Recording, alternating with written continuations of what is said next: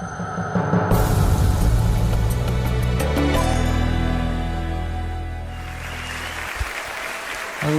all lovely people. Thank you. Okay, thank you. Welcome to my DEDTalk. My name is Dyllan Collis, and I'm here today to discuss a topic I find interesting. Women with hairy lips. No, not these ones. These ones. I'm intrigued by the idea of women with biological mustaches. I have no reason to learn about this topic. I'm simply curious about the sociology and history of women with mustaches. That's it.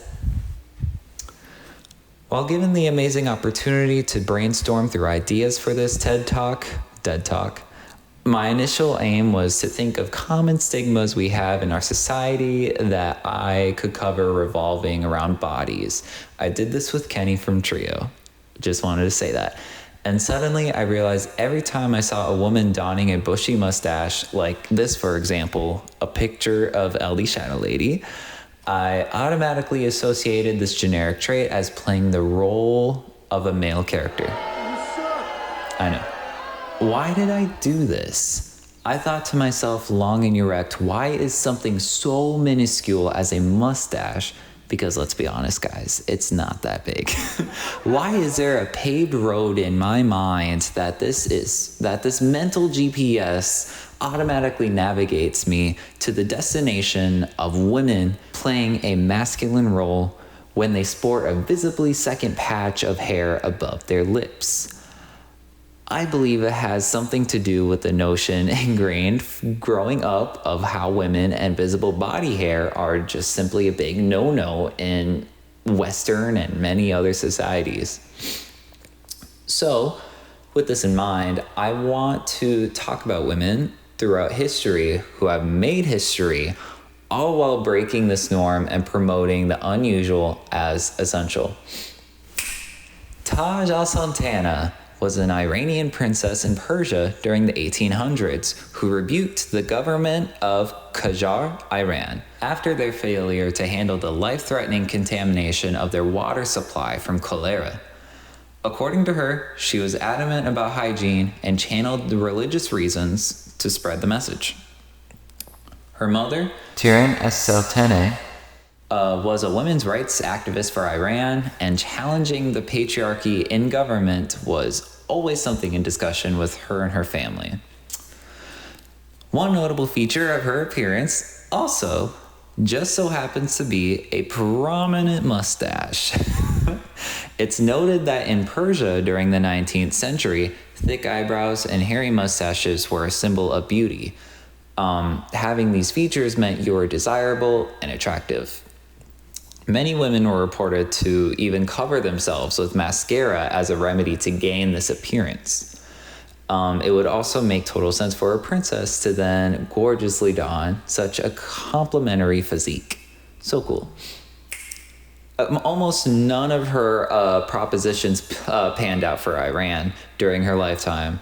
But after her death, her legacy grew so unimaginably that the government of Iran wouldn't have anyone else to thank but her for her strong stature and high demand for human aid.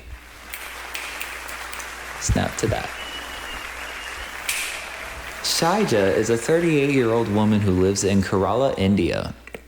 She loves making posts online about her choice to keep her mustache, which is respected by everyone in the area she lives in, but is unfortunately not safe from the trolls online. Who would have guessed? Who she claims only makes up about 5% of her audience, so pretty good, I would say.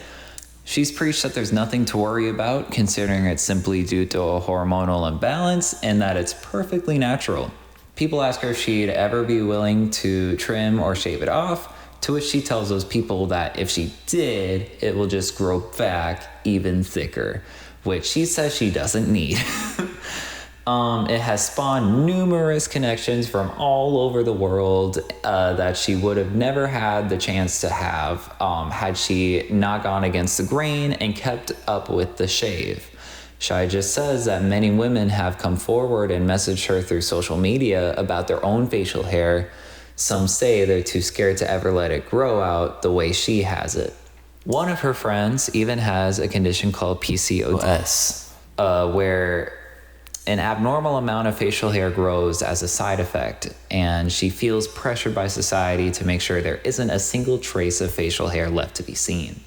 Shija's message for all women out there is essentially how she feels about her own self-esteem.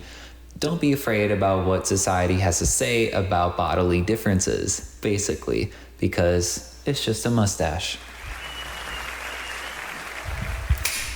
And of course, we can't discuss this topic and not bring up the one and only Freda Kahlo. Freda was a renowned controversialist and someone a social media justice warrior could only be able to aspire to be today.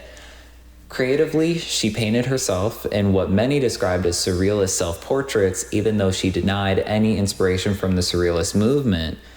However, she still paved an influence in the art subgenre.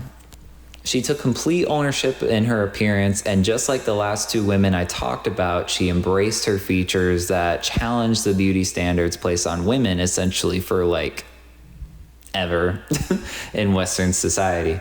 In fact, she even went out of her way to make sure that her mustache and her eyebrows were accentuated and emphasized with makeup. Toying with gender was a pride for Freda. What can we say?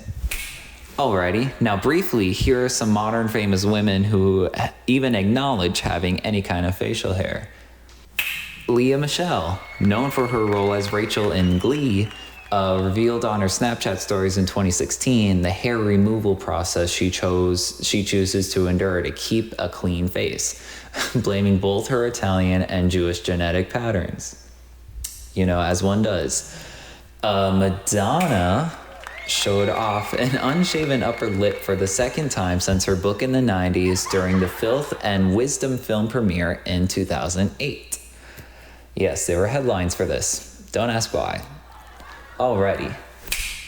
Adele. Yeah, Adele gave insight about her testosterone-induced beard in 2012, who she nicknamed Larry, which in my opinion was definitely based off of One Direction. Alrighty, now in no way am I implying that the act of shaving is wrong at all. I actually think it's wonderful to do both for your identity and to be in control of how your body appears and operates, and shaving does wonders for your self-esteem. What I'm talking about is the pressures of society making you cave into a nagging fear for your body that no person is born with the urge of having. I have family from Guyana who, in a nearly weekly basis, opts to shave body hair off of their arms. Because, unlike a good handful of women around the European globe, a lot of Guyanese and Indo-Guyanese women have the genetic traits of rapid forearm hair growth. And due to the pressures of society or from their loved ones saying it's unattractive or manly, it's become a synonymously ingrained skill to remove that hair regularly to ensure their safety and or status. What can you do?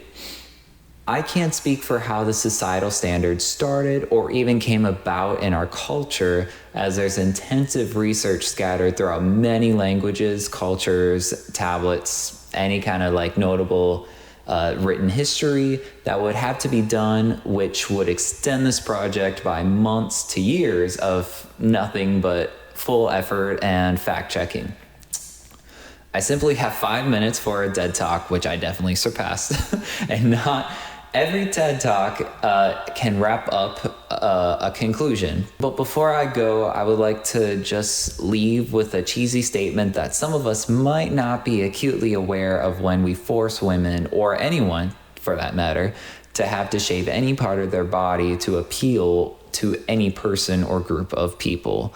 But if you're in a public spot with lots of people and you see someone expressing themselves or may appear to fall against the grain of the community you're accustomed to, it is your choice to either be a dick or use that head and keep an open mind.